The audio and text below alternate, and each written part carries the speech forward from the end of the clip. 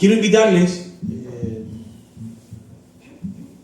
y tengo toda la intención hoy día, por lo menos, de cerrar el ciclo que hemos estado siguiendo de Lucas 15, la parábola del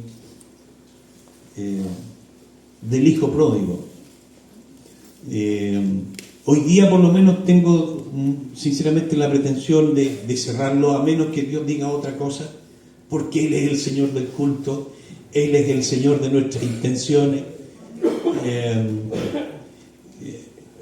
El día miércoles lo conversábamos muy profundamente en la unión femenina, que de nosotros son las disposiciones del corazón, pero el que determina es Dios.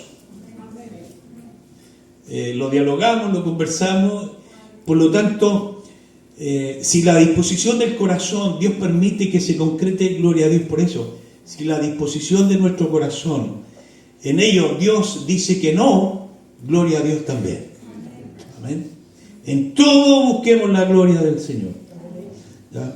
Entonces, aunque tengo esa disposición de querer cerrar hoy día este ciclo de acercamiento que hemos tenido en la parábola del hijo pródigo, Dios dirá. Amén. Muy bien. Quiero invitarles a orar y en esta oración poder disponernos a ser cautivados por la palabra.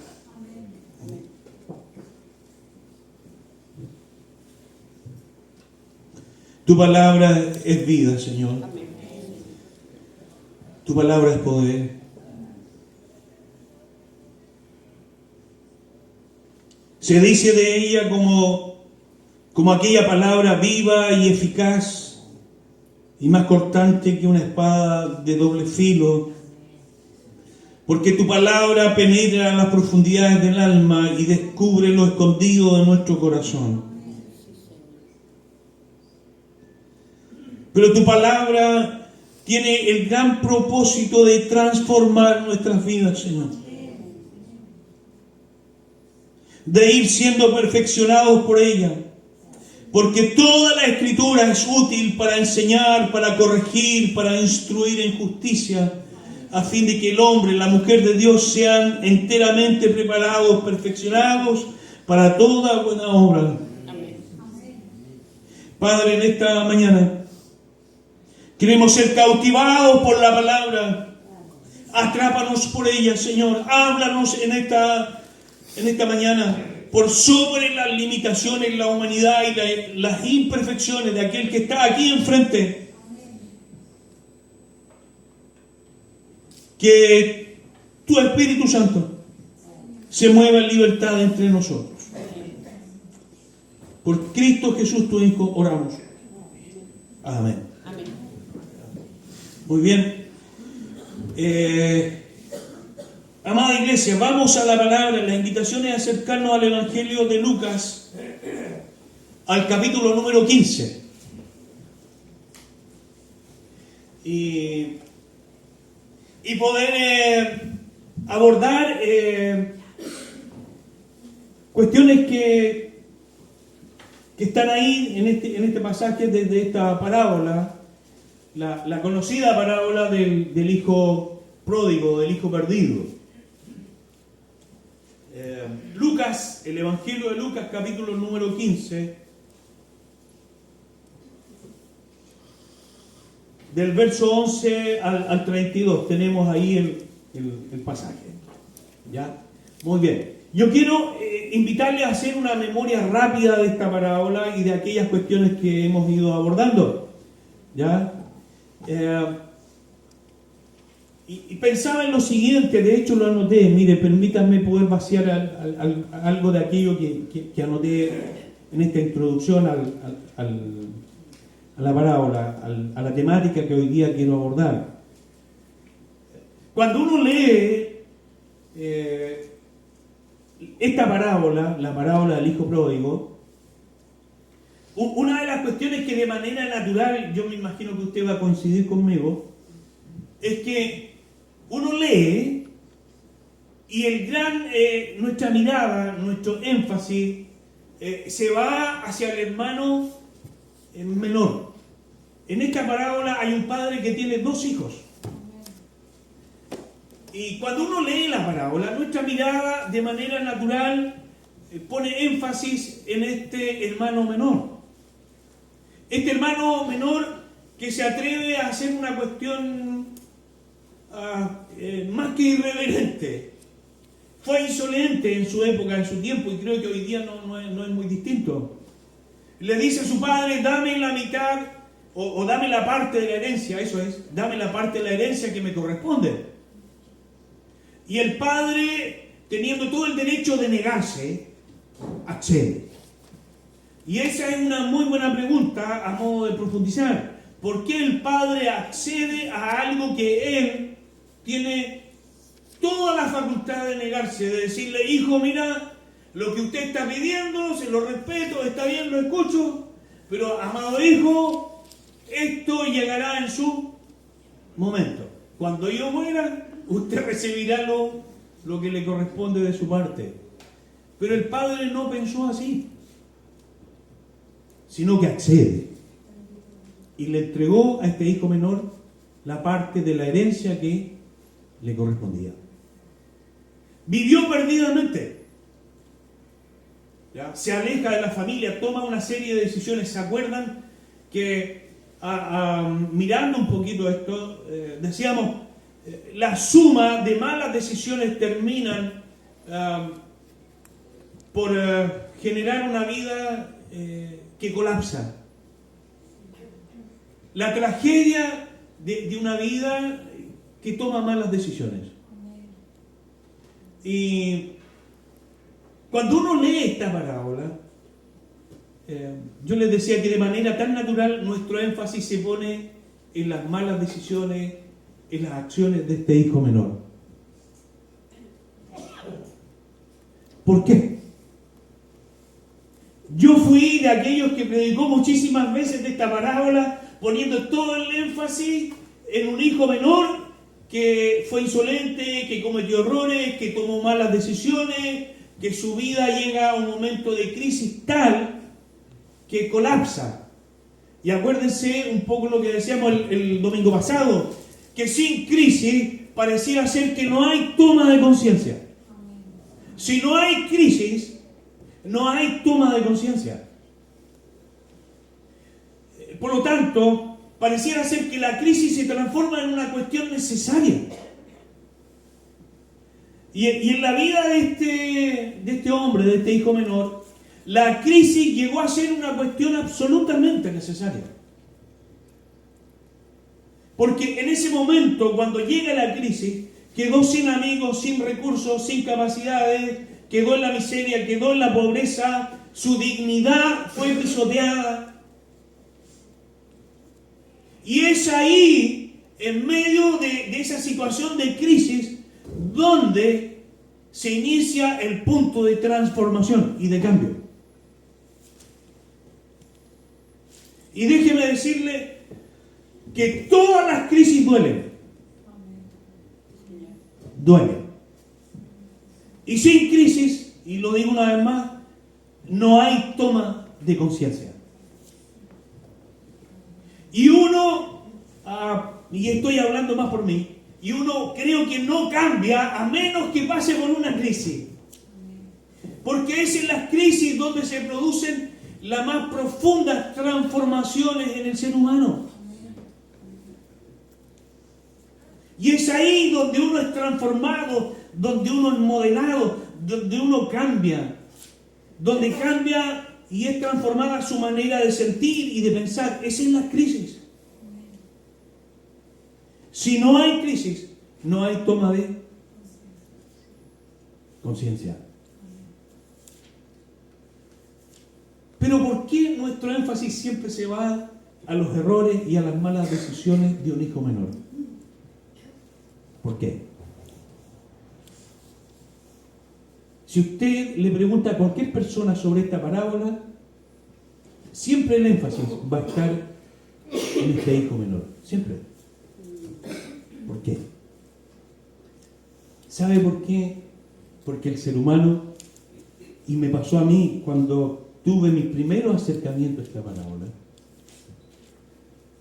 Porque el ser humano siempre tiene esa habilidad y esa capacidad de poner énfasis en los errores del otro.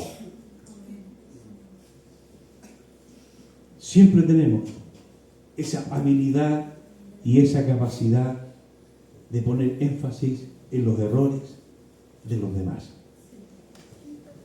Por eso es que cuando uno lee esta parábola, nuestra mirada se va a los errores, a los defectos, a las malas decisiones, a las acciones de un hombre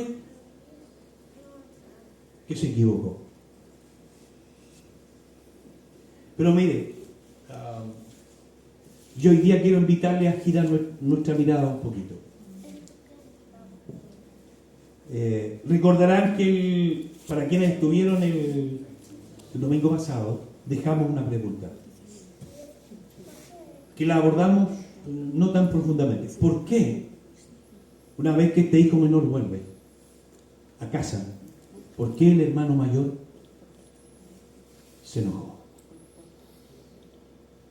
¿Cuáles fueron las razones de fondo que motivaron su enojo, su ira, su indignación? Y yo quiero desafiarles, invitarles, les decía en esta mañana, a poner nuestra mirada en este hermano mayor y en algunas cuestiones que son súper interesantes. Mire, a ver si podemos ir avanzando. Es muy simple lo que quiero ir compartiendo, son 3 puntitos, este es el primero. Esta es una parábola de contraste. La parábola del hijo pródigo es una parábola de contrastes. Quiero explicar esto. Mire, dentro de la simbología bíblica, cada vez que aparece el número 2, y especialmente cuando se trata de las parábolas, hay que poner atención. Porque la parábola parte así. Un padre tenía ¿cuántos hijos? 2. Entonces, ponga atención al número 2. Porque en las parábolas, especialmente, porque es lo que estamos abordando, cada vez que aparece el número 2, esa es una parábola de contraste. Mire, y vamos a explicar esto, vamos a fundamentarlo. ¿Se acuerdan ustedes de otra parábola que un par de meses atrás abordamos, que era la parábola de los 2 deudores? ¿Cuántos deudores aparecen en la parábola? 2. Hay otra parábola de Jesús, que es una parábola de los 2 cimientos, de 2 constructores. Uno construye sobre la roca y el otro construye sobre la arena. Entonces, mire, hay una parábola de 2 constructores, hay una parábola de 2 deudores. Y hay otra parábola dentro de otras, donde está presente el número 2.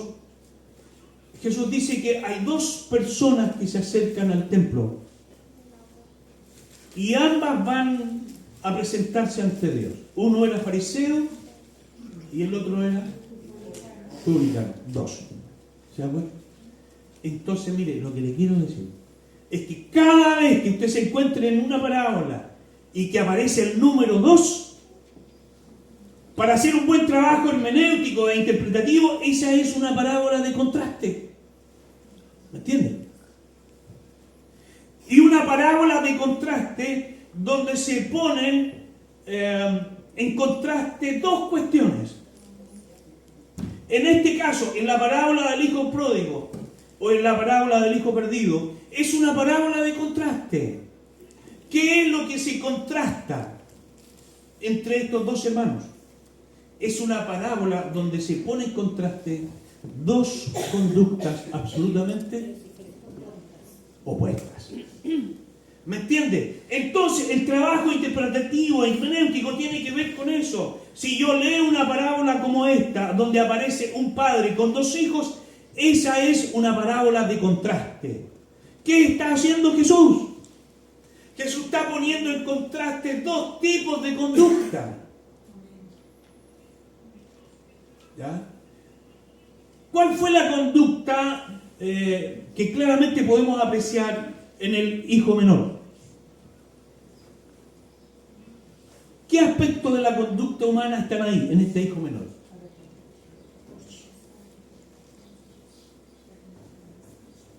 Aunque tomó malas decisiones, termina por reconocer su error. Se arrepiente, tiene sensibilidad, reconoce sus pecados, sus errores. Toma decisiones con el fin de restaurar sus malas decisiones. ¿Ya? Vuelve al corazón del Padre, vuelve a casa. No espera nada, no busca nada. Incluso él tiene tanta conciencia de sus errores y de su condición que le dice: Padre, yo lo único que quiero es ser tratado como a uno de tus jornaleros. ¿Hay sensibilidad? Sí. ¿Hay conciencia clara? Sí. ¿Hay arrepentimiento? Sí. ¿Hay un cambio de conducta? Sí. ¿Me entiende? Pero mire, rápidamente, no sé si podemos observar la conducta del hijo mayor. Duro. ¿Qué es lo que vemos en él? Dureza. Dureza. ¿Qué otra conducta?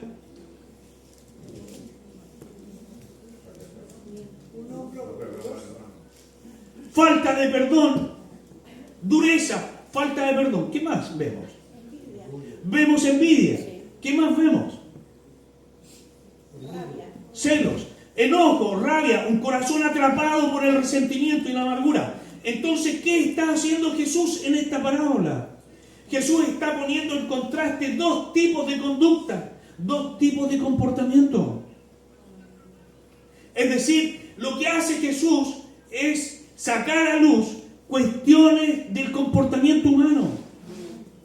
Por un lado, un hombre que sí se equivocó y cometió errores, pero tuvo sensibilidad para arrepentirse, para reconocer sus faltas, sus errores, que se equivocó, que reconoce su condición, que sin embargo tiene una actitud positiva de decir: me voy a levantar, no me quedo aquí hundido en la miseria, me levantaré e iré a la casa de mi Padre, le pediré perdón y le diré: Padre, he pecado contra el cielo y contra ti.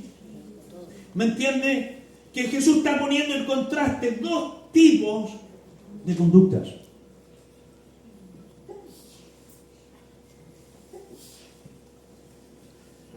Y déjeme decirle que las conductas humanas tienen que ver con el corazón. En otras palabras, Jesús está revelando aquello que hay en el corazón. Eso es lo que está haciendo. Entonces, mire, ¿no le parece a usted una buena pregunta a partir de lo que ya hemos ido comentando? ¿Qué hay en mi corazón? ¿Qué hay en nuestro corazón? En términos de conducta, ¿qué ha dominado más? ¿El hijo mayor o el hijo menor? Que aunque se equivoca, tiene esa capacidad de arrepentimiento. Y eso es tremendo, hermano. Mire, porque le coloco en contraste dos personajes bíblicos que fueron contemporáneos. ¿Sabe usted que si usted hace una lista de los errores de uno y la lista de los errores del otro, hay una gran diferencia? David cometió más errores que Saúl.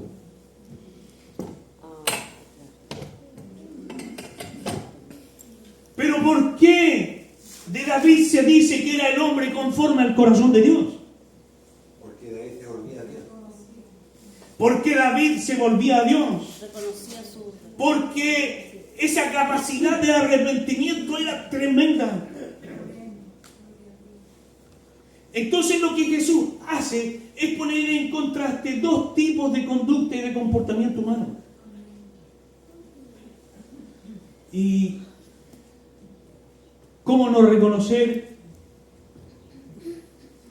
que en mi corazón muchas veces El orgullo, la soberbia, la falta de arrepentimiento, la falta de comprensión, la insensibilidad, la dureza ha dominado. Porque es desde el corazón del hombre donde se engendran, donde se generan todas las acciones humanas. El comportamiento humano tiene un inicio, tiene un génesis. Es el corazón del hombre, en nuestro corazón.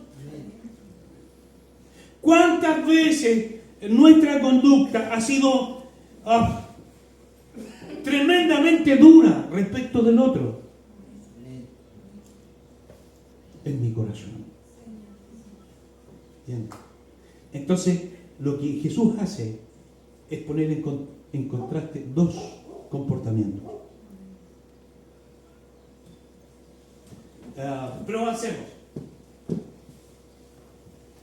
Poniendo un poquito nuestra mirada en este hermano mayor, mire, una conducta, en este caso del hermano mayor, es una conducta que está orientada por la justicia retributiva y el cumplimiento de la ley.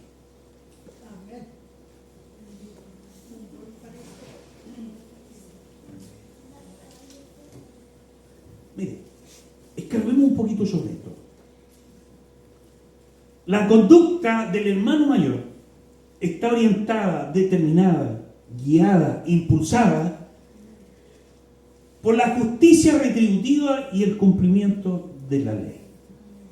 Cuando este hermano mayor hace autodefensa frente al padre de su integridad, ¿qué le dice? Papá, yo, ¿qué he hecho? Esto otro. Jamás he pecado como este otro. Porque este otro, tu hijo, pero era su hermano. Claro.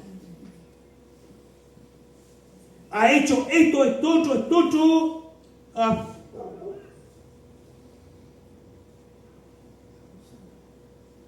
Entonces la conducta de este hermano mayor está orientada por la justicia retributiva y el cumplimiento de la ley. Yo siempre he estado contigo. Te he obedecido en todo.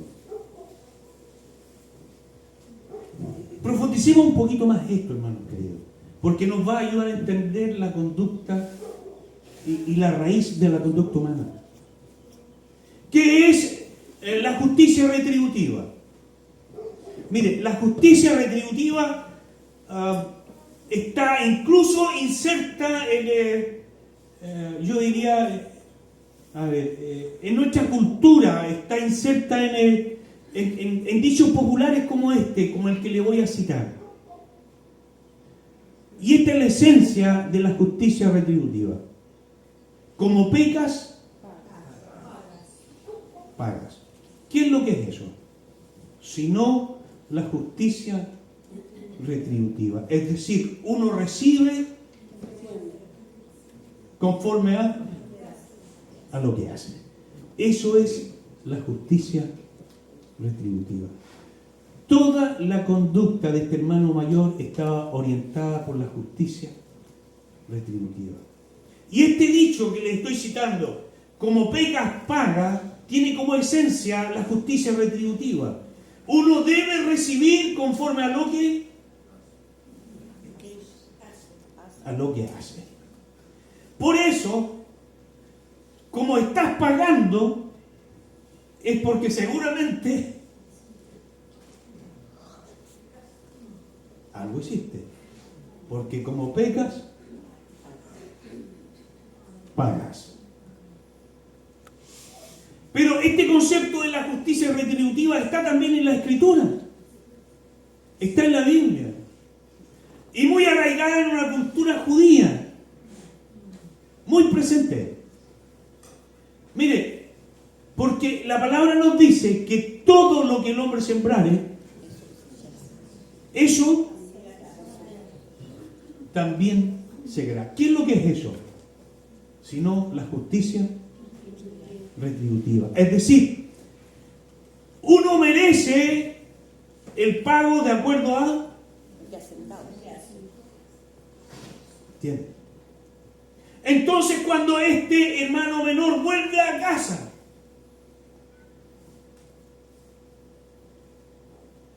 es restaurado, se hace fiesta, se le cambia ropa, se le coloca calzado en sus pies, se le vendan sus heridas, se le coloca el anillo de la familia en la mano, en su dedo. Cuando se hace una gran fiesta, cuando se sacrifica el becerro gordo, entonces el hermano mayor, ¿qué es lo que piensa? Que no hay justicia retributiva. Entonces la ira y el enojo captura su corazón, porque desde su mirada y enfoque en lo que está ocurriendo no es justo. ¿Cómo es posible que que se despilfarró la herencia, que vivió perdidamente, que gastó el dinero en prostituta, que tuvo malos amigos, hizo lo que quiso, cómo es posible que vuelva y no le pase nada? Porque desde la concepción de la justicia retributiva, desde la idea de la justicia retributiva, lo que debía ocurrir con este hermano menor era que pagara. Que pagara. Y la justicia retributiva no es mala en sí misma. No. De hecho, está instalada desde el Antiguo Testamento. Y Jesús lo reafirma. Todo lo que el hombre sembrare, eso también segará. Está instalada la justicia retributiva. Pero el gran problema de la justicia retributiva es que no nos alcanza para experimentar la gracia y la bondad de Dios. Y todo aquel que quiera vivir bajo la justicia retributiva lo está haciendo a partir de sus propios méritos y de su autojustificación, como lo hizo este hermano mayor. Yo he sido buen hermano, he sido un buen hijo, he sido obediente, siempre he estado contigo, no he matado ni siquiera un cabrito para hacer una fiesta con mis amigos, jamás me he ido de farra, usando un lenguaje conocido, jamás, porque siempre me he portado bien. Y la justicia retributiva no es mala en sí misma. El problema, lo digo una vez más, es que la justicia retributiva y vivir bajo la orientación de la justicia retributiva no nos dejará experimentar la gracia. Y si no hay una experiencia con la gracia de Dios, menos entonces uno extenderá la gracia a otros, porque no la conoce. No sé si me logra comprender. Por eso es que este hermano mayor no logra comprender la gracia desde el corazón de su padre. No logra comprender. Le parece terriblemente injusto. Le parece injusto. Y le priva de experimentar una cuestión que es única y maravillosa en aquel que tiene conciencia de arrepentimiento y que entiende que lo único que le queda es volverse a Dios y alcanzar la gracia. Entonces, la dureza del corazón de este hombre, del hermano mayor, se explica a partir de la justicia retributiva, porque él estaba viviendo bajo esa normativa. Como no había experimentado la gracia en su vida, no podía extenderla a su hermano. No podía.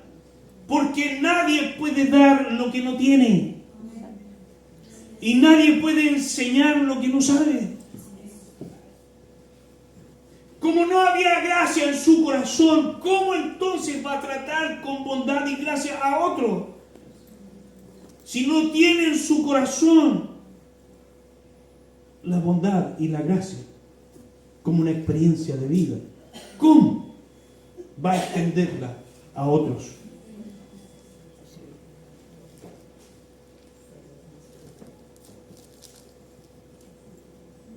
Por lo tanto,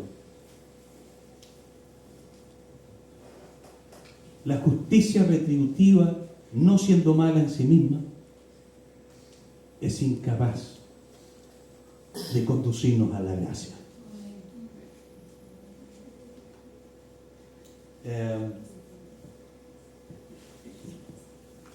Avancemos un poquito más en esto. Miren, como no hay conciencia de lo que se tiene, no hay gratitud. Menos habrá la capacidad de disfrutar. Como no hay conciencia de lo que se tiene, no hay gratitud. Menos habrá en el corazón, en este caso el hermano mayor, la capacidad de disfrutar. Permítanme comentarles algo sobre esto. Anoche, estando solo un ratito, era más o menos tarde, no sé si cerca de las 12, está la parábola ahí, la palabra. Y le dije al Señor, así muy breve, Señor, dame la capacidad de ver lo que no veo de la parábola. Que he leído muchas veces y que he predicado, hemos estado varios domingos en ello. Y le dije, Señor, dame la capacidad de ver lo que no veo en esta parábola.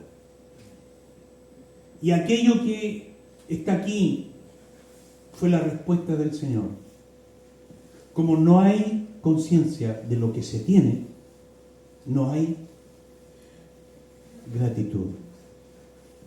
Menos habrá la capacidad de disfrutar.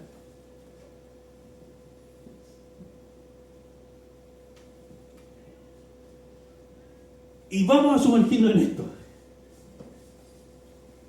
¿Sabe usted que la conciencia y tener conciencia es una cuestión clave? El punto de retorno en este hermano menor que se equivocó, sí. Que cometió errores, sí. Que la embarró, sí. Que tomó malas decisiones, sí. Pero el punto de retorno está determinado por esto, la toma de conciencia. Y esta es una cuestión profunda, hermano. Que no es una cuestión menor en la vida nuestra, en la vida del creyente, el tema de la conciencia. Porque creo que donde más conciencia debe haber es en nosotros.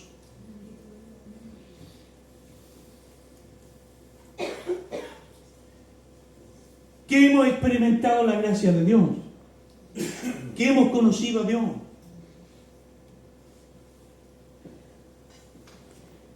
Donde más conciencia y más conscientes debiéramos ser, somos nosotros, como creyentes, como hijos del Señor.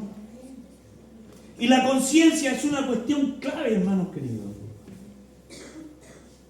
Porque la conciencia, mire, creo que es muy parecido a un músculo. La conciencia se expande, la conciencia crece, la conciencia, la propia palabra dice que va haciéndose más sensible. Por eso Pablo dice que hay ciertas conductas humanas que son difíciles de explicar. ¿Por qué? Porque tienen la conciencia cauterizada y el corazón endurecido. Y hay cuestiones, mire, que son terribles. y que no tienen otra explicación sino que el corazón humano y la conciencia cauterizada. Terrible, hermanos. No soy seguidores de las noticias, ni leo, ni veo noticias, pero uno inevitablemente se entera. Hace un par de días atrás, una hija asesina a su madre y la esconde en una maleta. Usted se pregunta, ¿cómo el ser humano puede llegar a cosas semejantes? Tiene que ver con el corazón del hombre, tiene que ver con la conciencia humana.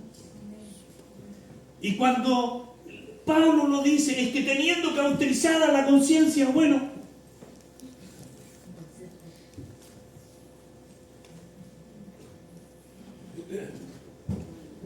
¿qué se le va a hacer? Por eso creo que la sensibilidad de conciencia debe expresarse en la vida nuestra. Y este hombre, el hijo mayor, como no hay conciencia de lo que se tiene, entonces no hay gratitud, menos habrá en él la capacidad de disfrutar. Mire, ¿sabe lo que le dice el padre frente a los argumentos de este hijo? El padre le dice, todo lo que tengo es tuyo. ¿Pero tenía conciencia de eso? No. Todo lo que tengo es tuyo. Tremendo, hermano. Porque donde no hay conciencia de lo que se tiene, no hay gratitud y menos está la capacidad de disfrutar. Todo lo que tengo es tuyo. Y sin embargo, nunca había disfrutado ni siquiera de un animalito para compartir con sus amigos. ¿Entienden? Porque donde no hay conciencia de lo que se tiene, no hay gratitud. Y menos habrá la capacidad de disfrutar. ¿Qué tenía este hombre? Este hermano mayor. Mire, hay beneficios de los cuales gozaba simplemente por haber sido el hermano o el hijo mayor. Eso se conoce como los beneficios de la primogenitura. Y el varón nacido, el primer hijo, era el beneficiado, era el primogénito. El hijo mayor, el primogénito, ¿sabe usted que recibía la doble porción de la herencia? Por eso el texto nos dice que el padre le entregó al hermano menor lo que le correspondía, no la mitad. ¿Entiendes? ¿Por qué? Porque uno de los beneficios de la primogenitura era recibir la doble herencia. ¿Entiendes? Porque otro de los beneficios de ser el primogénito era recibir la bendición del padre. Era el privilegio de asumir el liderazgo familiar. La posición de liderazgo espiritual de la familia. Porque si por algún motivo el padre moría, el que asumía el rol era el hijo mayor. Era la bendición. ¿Entiendes? Entonces, este hijo era el primogénito. El doble porción de la herencia. La bendición del padre, el privilegio de poder ser el líder, el conductor de una familia, la posición de liderazgo, el liderazgo familiar, recaía en él. ¿Pero tenía conciencia de eso? No. Porque donde no hay conciencia de lo que se tiene, no hay gratitud. Y si no hay gratitud, menos habrá la capacidad de disfrutar. Por tal motivo, este hombre nunca disfrutó de todo aquello que tenía por derecho propio, porque no tenía conciencia de sus beneficios, de lo que tenía.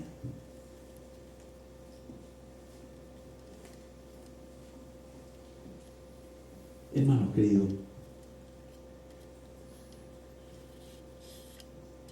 ¿no le parece que inevitablemente uno se confronta con la palabra?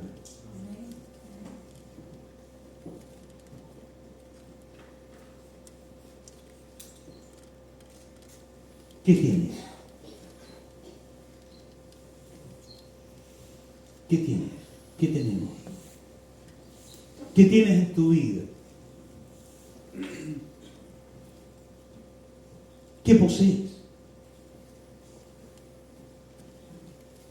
Déjame decirte que todo aquello que tenemos y poseemos y lo que somos, y el gran privilegio, como se enfatizaba el día de ayer, mire, una de las cuestiones que me pareció interesante en la exposición de ayer del pastor que estuvo, es que si no hay clara identidad de lo que somos y de lo que tenemos y de lo que poseemos en Cristo, entonces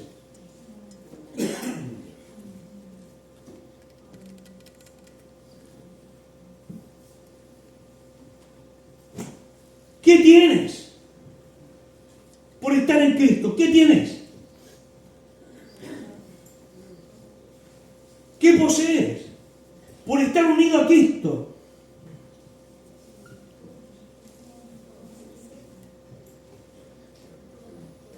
Lo tenemos todo. Hermanos queridos, lo tienes todo. Tienes conciencia de aquello. Por estar unido a Cristo, eres un hijo de Dios. Perdonado, amado, escogido desde antes de la fundación del mundo. Por estar unido a Cristo, eres partícipe de todas las promesas y son tuyas. Por estar unido a Cristo. Por estar unido a Cristo, tienes vida eterna, tienes esperanza. Por estar unido a Cristo, si pecas, déjame decirte que tienes un abogado que te va a defender. Por estar unido a Cristo, tienes el beneficio de la provisión de la sanidad que emana desde la cruz. Porque por sus heridas fuimos nosotros curados y hemos escuchado el testimonio de nuestro hermano Manuel. Mire, ese beneficio no lo puede tener aquel que no tiene a Cristo. Por estar unido a Cristo, pensemos en todos los beneficios que tenemos. Por estar unido a Cristo, estás unido a una familia. Y Pablo dice que el que está en Cristo ha sido agregado a la familia de la fe. Tienes una familia. Por estar unido a Cristo,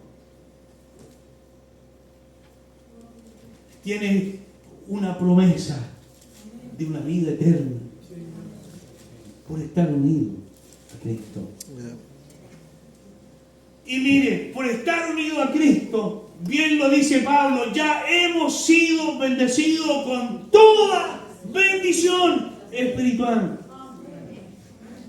Déjame decirte, amado, hermana, hermano querido, que lo que te he mencionado no tiene hasta aquí ninguna incidencia en las cuestiones terrenales.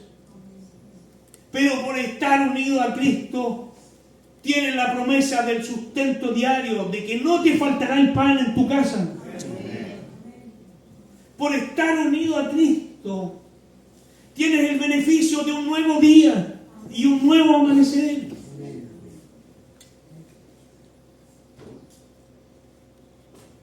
Por estar unido a Cristo. Mire, hermano querido,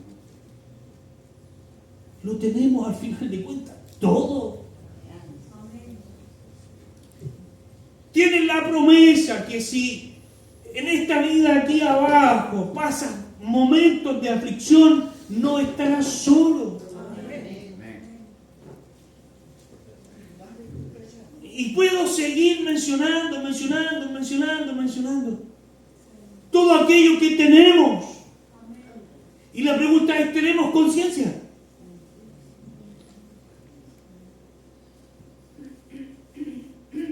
Por eso hay un dicho popular que lo quiero mencionar,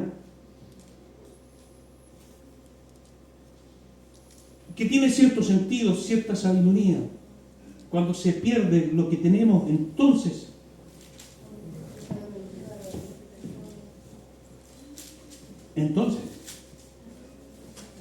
ahí tomamos conciencia y lo valoramos. Cuando perdemos aquello que tenemos. Cuando por un dolor repentino, como el testimonio de nuestro hermano Manuel, vamos al doctor y tenemos una mala información y ahí nos golpea, ahí valoramos la salud. Claro.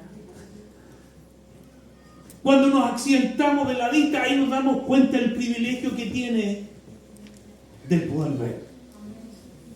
Cuando nos accidentamos de un pie y ya no podemos saltar ni caminar. ¿Dónde está la hermana Nina? Ahí está. Ahí entonces uno valora la bendición de poder caminar. ¡Qué tremendo! Le estoy hablando de cuestiones terrenales, sí, pero que son bendiciones que vienen de Dios, absolutamente. Que si no tenemos conciencia de ella, ¿cómo va a haber gratitud? Y menos vamos a tener la capacidad de disfrutar. Por eso, hermanos queridos, si podemos caminar, disfrute eso. Salga a pasear. ¿Entiendes? Caminemos. Mire, si Dios te ha dado el privilegio de ser padre, de tener un esposo, una esposa, y ese era mi tema ayer, cuando le hice esta pregunta al Señor. Disfruta de aquello que tienes.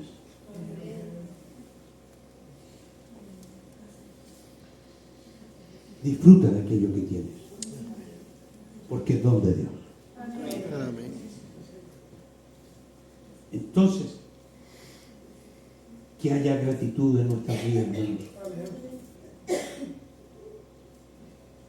Porque el corazón de este hombre estaba capturado por la justicia retributiva que no le permitió experimentar la gracia.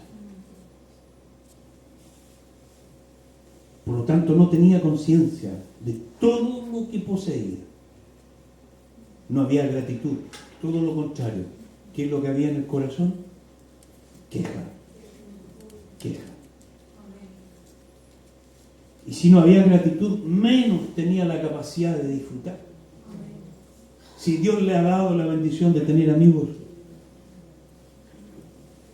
porque el que tiene amigos ha de mostrarse amigo, dice Proverbio, disfrute de esa amistad. Hermanos, si Dios nos ha dado la bendición de poder congregarnos, de ser iglesia, de estar insertos en la familia de la fe, disfrutemos de Él. Les invito a colocarnos en pie.